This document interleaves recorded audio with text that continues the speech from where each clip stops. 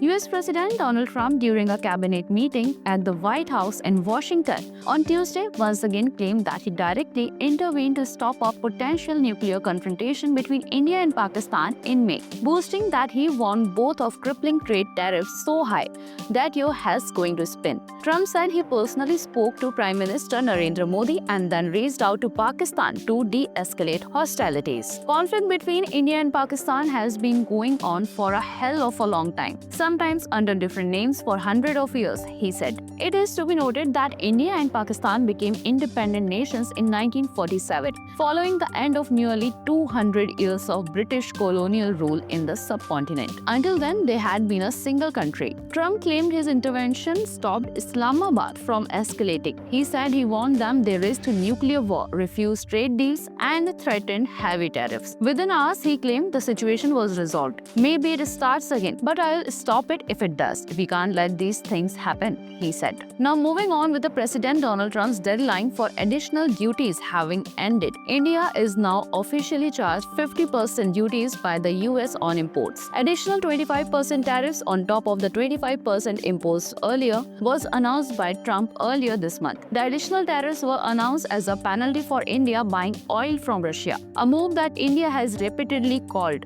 unfair, unjustified, and unreasonable. Trump's account of single-handedly preventing nuclear war between India and Pakistan strains credibility. Complex conflicts like these don't end in 5 hours because of tariff threats. His story sounds less like a serious diplomacy and more like a self-promotion tailored to his tough guy image. Finally, slapping India with steep tariffs for buying Russian oil undercuts US claims of partnership. Rather than strengthening ties with a critical ally, this move risks pushing India further toward Russia and China. It reflects Trump's transactional worldview. Allies are treated not as partners but as bargaining chips in his economic and political games.